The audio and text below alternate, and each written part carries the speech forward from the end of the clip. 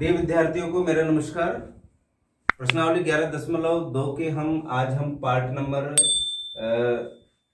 जो हम 5 के 6 के साथ आपके बीच उपस्थित है। तो यहाँ पर आज हम बात करेंगे प्रश्न नंबर 7 की। प्रश्न नंबर 7 में कहा कि ABCD पर समांतर चतुर्भुज है। ये ABCD पर क्या है? समांतर चतुर्भुज है जिसकी भुजा BC। कौन सी भुजा? ये BC पर कोई बिंदु P स्थित है। हमने ये जो भुजा है आपकी BC, इस BC पर कोई बिंदु P स्थित है, हमने P लिया। यदि DP यानी D को किससे मिला दो? P से मिला दो। DP एवं AB को आगे बढ़ाने पर, ये AB भुजा को आगे बढ़ाने पर वे L पर मिलते हैं। किस पे मिलते हैं? L पर मिलते हैं। ये देखो कहा क्या इसने, ये ABCD ये कौन सा चतुर्भुज बताया? समांतर चतुर्भुज बताया है, ये ABCD। फिर उसने कहा कि जो BC जो भुजा है इस पर एक बिंदु स्थित है, उसका क्या नाम दे रखा? P। और ये D को P से मिलाना है और A और B भुजा को आगे बढ़ाना है और DP भुजा को भी आगे बढ़ाना है। ये दोनों भुजाएं कहाँ जाके मिल रही है? L पे जाके मिल रही है। ये उसने यहाँ तक कहा। तो सिद्ध करो। सिद्ध करना है DP बटा PL बराबर DC बटा BL, और सेकंड नंबर पे सिद्ध करना DL बटा DP बराबर AL बटा DC। ये आपको इसमें क्या करना है प्यारे विद्यार्थियों? सिद्ध करना है। करते हैं शुरू। सबसे पहला आता है नंबर आपके पास दिया हुआ है। दिया हुआ है, क्या दिया हुआ है ये आपको लिखना है यहाँ पर। तो आप कहोगे सर हमें जो जो भी दिख रहा है वो लिखते हैं कि ये ABCD क्या है? एक समांतर चतुर्भुज है। तो यहाँ पे लिखेंगे ABCD एक समांतर चतुर्भुज है। समांतर चतुर्भुज है जिसमें BC पर बिंदु P स्थित है। ये BC पर कौन सा बिंदु स्थित है? P बिंदु स्थित है। एवं आपने किया क्या था? AB भुजा तथा DP भुजा को L तक बढ़ा दिया या L तक बढ़ाया। ये कहां से पता लग रहा है आपको? दिया हुआ। यहाँ पर यदि देखो DP एवं AB को आगे बढ़ाए तो L पर मिलते हैं। हमने भी ये लिखा AB भुजा तथा DP भुजा को L तक क्या कर दिया? हमने बढ़ा दिया। ये कहां से पता लग रहा है आपको? दिया हुआ है। अब आपको नंबर 2 पे आता है, आपको सिद्ध करना। आप नंबर 2 पे सिद्ध करने की बात करोगे तो यहाँ पर देखो सिद्ध करना है। दो बातें आपको सिद्ध करनी है यहाँ पर। एक तो है DP बटा PL बराबर DC बटा BL, और सेकंड पे क्या सिद्ध करना है आपको? DL बटा DP बराबर AL बटा DC। ये आपको क्या करना है? यहाँ पर सिद्ध करना है। अब देखो प्यारे विद्यार्थियों, सबसे पहले इसको सिद्ध करेंगे, इसके बाद में हम इसको सिद्ध करेंगे नंबर 2 वाली कंडीशन को। तो तीसरे नंबर पे क्या लिखते हैं? हम उपपत्ति लिखते हैं। होते हैं शुरू नंबर 1 को सिद्ध करने के लिए। यहाँ पर देखो एक ट्रायंगल आपके पास है। कौन सा ट्रायंगल है? ADL। तो यहाँ पर लिखेंगे ट्रायंगल ADL में। ट्रायंगल कौन सा लिया अपन ने? ADL। ठीक है, इसी के बारे में सोचे आप। ये इसी के बारे में, ये ट्रायंगल है ना, इसी के बारे में आपको यहाँ पर सोचना है। आप देख रहे हैं इधर यहाँ पर इस ट्रायंगल के अंदर आपको पता है ये चतुर्भुज कौन सा है? समांतर चतुर्भुज है। समांतर चतुर्भुज की समबाहु भुजाओं का युग्म क्या होता है? समांतर होता है। तो ये वाली भुजा और ये वाली भुजा क्या हो गई? समांतर हो गई। तो हम यहाँ पर लिखेंगे में BP समांतर है किसके? AD के। ये हमें पता है। कहाँ से पता है? दिया हुआ आपको।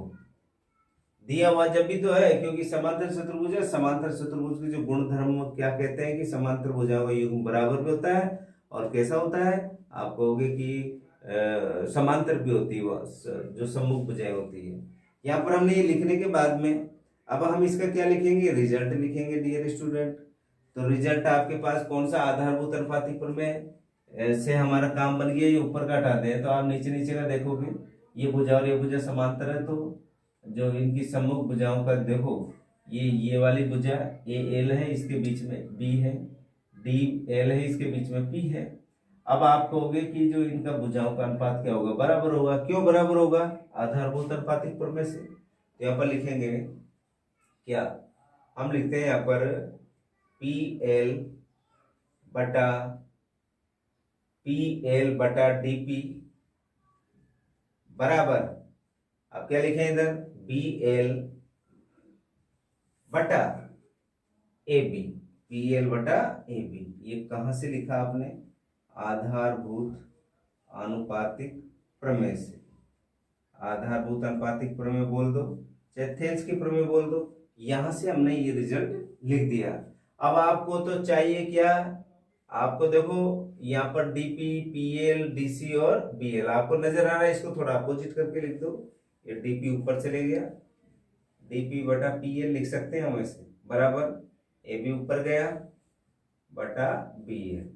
ठीक है, अब आपको सब कुछ नजर आ गया। देखो डीपी की जगह डीपी आ गया, पीएल की जगह पीएल आ गया, इधर से आपके पास डीसी की जगह यहाँ पर देखिए ये ए बी ऊपर गया और पीएल नीचे आ गया, बीएल भी आपको नजर आ गया, लेकिन नजर क्या नहीं आ रहा, डीसी नजर नहीं आ रहा। अब डीसी क्यों नजर नहीं आ रहा, अब देखो उसके लिए हम यहाँ पर एक चिंतन करते हैं, सोचते हैं। ये समांतर चतुर्भुज है, समांतर चतुर्भुज की सम्मुख भुजाओं का जो युग्म होता है, यानी आमने सामने की भुजाएं समांतर भी होती है और क्या होती है, बराबर भी होती है। तो ए बी भुजा और ये डीसी भुजा क्या होगी, बराबर होगी। तो यहाँ पे लिखेंगे चूंकि ए बी बराबर डी सी है कि नहीं है, तो इस ए बी की जगह हम क्या लिख सकते हैं, डी सी लिख सकते हैं। Then D P upon D L is equal to A B की जगह क्या लिख दिया मैंने, डी सी बटा बी एल।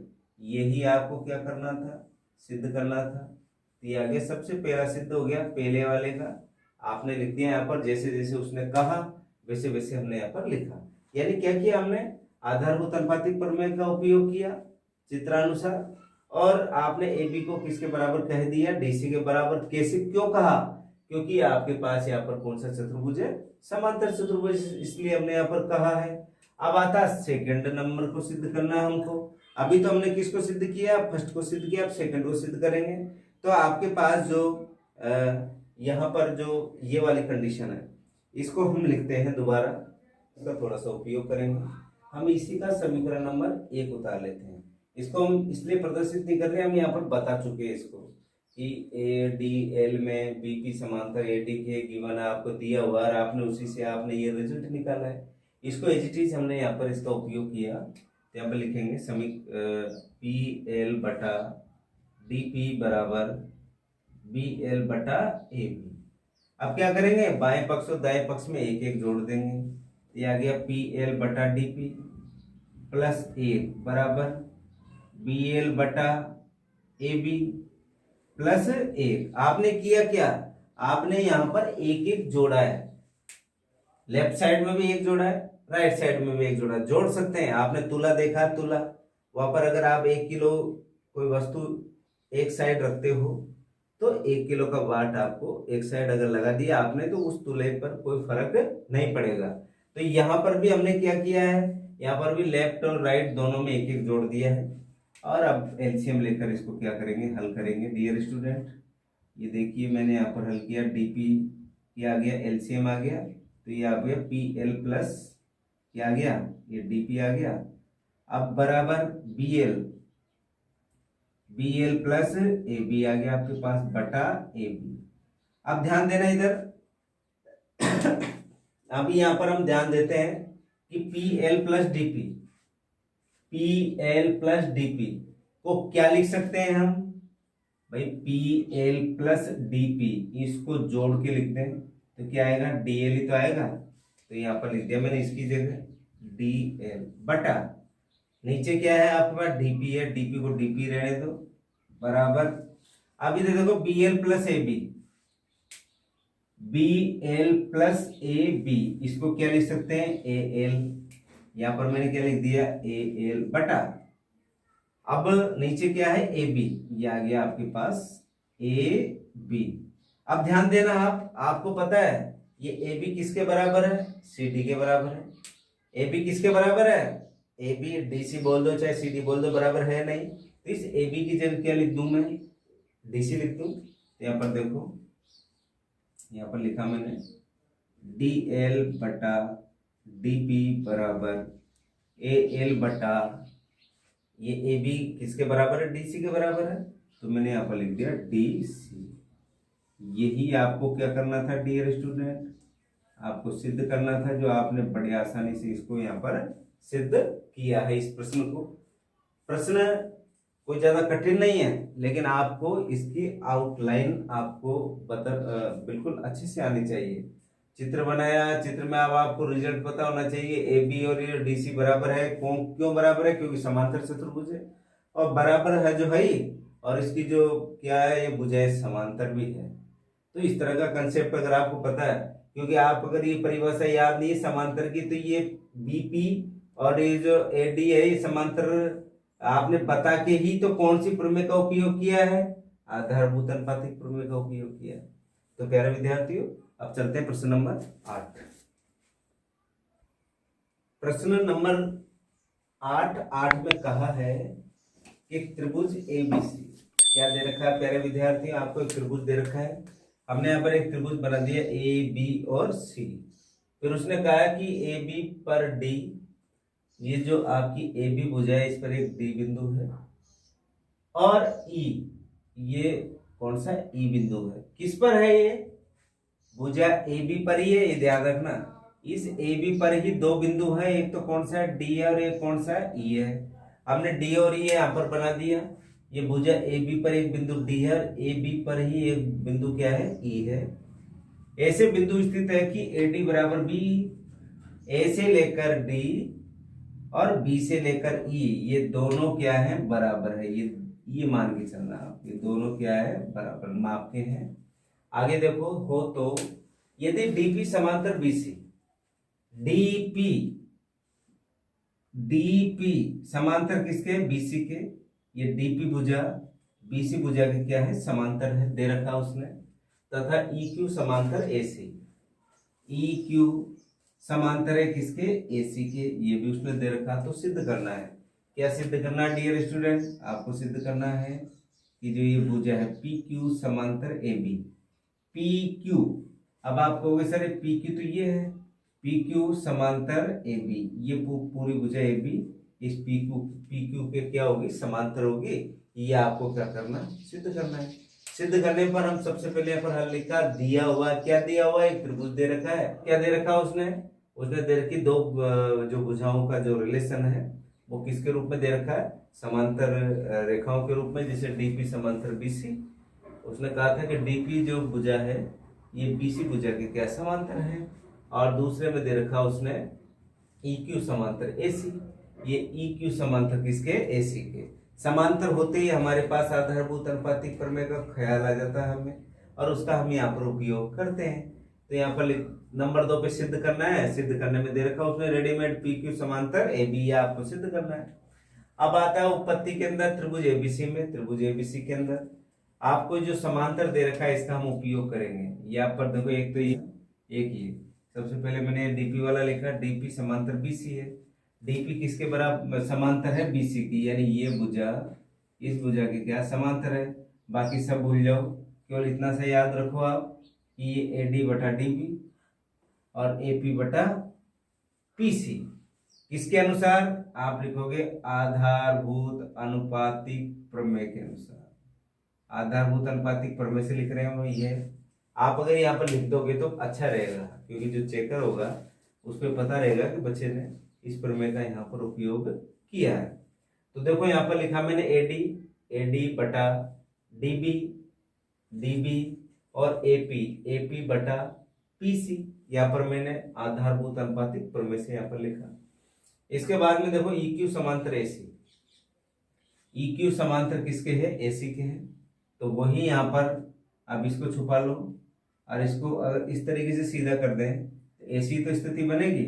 आप देख रहे हो यहाँ पर ये त्रिभुज ऐसा हो जाएगा सीधा, ये B ऊपर चले जाएगा, ये E यहाँ पर आ जाएगा, ये Q यहाँ पर आ जाएगा। तो और ये B आपने यहाँ लिख दिया ना, और बी के बाद में ये ए लिख दो यहाँ पर, और ये क्या लिख दो सी, तो क्या आ जाएगा बी ई बी क्यू और ई ए और सी क्यू। इस तरीके से यहाँ पर ये भी समांतर दे रखी है आपको, क्या दे रखा है एडी यहाँ पर दे रखी है आपको, ई क्यू समांतर क्या है ए सी दे रखी है। तो ई क्यू समांतर ए सी में वही आधारभूत अनुपातिक प्रमेय, वही क्या है बी ई बटा ई ए और बी क्यू बटा क्यू सी लिख दिया हमने। अब देखो यहाँ पर एडी बटा डी बी बराबर एपी बटा पीसी और अब इसको देखो बीई, अब बीई की जगह मैंने क्या लिख दिया यहाँ पर एडी लिखा। क्यों लिखा? क्योंकि देखो बीई किसके बराबर है, एडी के बराबर है, तो मैंने इस बीई की जगह क्या लिख दिया यहाँ पर एडी लिख दिया, लिख सकता हूं।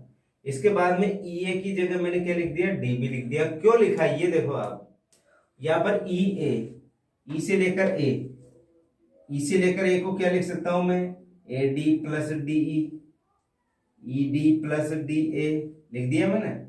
अब इन दोनों को लिखा जोड़ के, तो ई डी और डी ए का मान, डी ए किसके बराबर है, ये डी ए बराबर है बी के, मैंने बी के बराबर लिखा।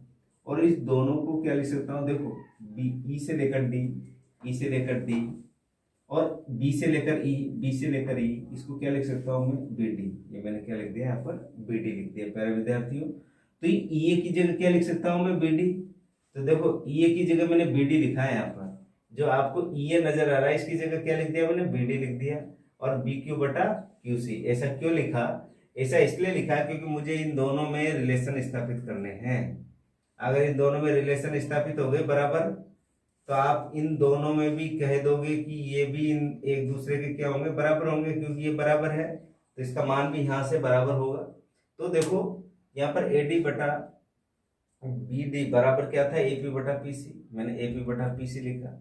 ए डी बटा बी डी का मान किसके बराबर हो गया, क्योंकि ए डी बटा बी डी बराबर कितना बी क्यू बटा क्यू सी, तो बी क्यू बटा क्यू सी लिख दिया मैंने। लिखने के बाद में अब देखो ये जो आपको रिजल्ट प्राप्त हो रहा है, ये रिजल्ट से हम इस रिजल्ट तक पहुंच रहे हैं कैसे, देखो इधर यहां पर मैंने लिखा एपी बटा पीसी, एपी बटा पीसी, एपी बटा पीसी लिखा। दूसरा क्या है बी क्यू, आप कहोगे सर ये जो आपका बी क्यू है ये बी क्यू बटा क्यू सी, ठीक है। तो ये इस भुजा का और इस भुजा के बीच में क्या आ गया, संबंध आ गया। संबंध आ गया तो इसका अर्थ ये हो गया कि जो ये जो दोनों भुजाएं हैं, ये दोनों भुजाएं कैसी होगी, समांतर होगी। क्यों समांतर होगी? क्योंकि देख लीजिए यहाँ पर लिखा है एपी बटा पीसी और बी क्यू बटा क्यू सी। तो आधारभूत अनुपातिक प्रमेय के विलोम से, यानी आधारभूत आनुपातिक प्रमेय के विलोम से हो गया। विलोम से ये पी क्यू समांतर क्या होगा ए बी के, पी से लेकर क्यू, ए से लेकर बी, ये दोनों भुजाएं क्या होगी, समांतर भुजाएं होंगी। इस तरीके से हमने इस प्रश्न को बड़े आसानी से यहाँ पर हल किया है प्यारे विद्यार्थियों, कोई कठिन प्रश्न नहीं। एक इकलौती प्रमेय का उपयोग करते हुए बढ़ते जा रहे हैं हम, और वो आधारभूत अनुपातिक प्रमेय है। आज के लिए इतना ही। कल इसके प्रश्नमाला 11.2 का हम भाग 7 के साथ में आपके बीच उपस्थित होऊंगा। आज के लिए इतना ही, धन्यवाद।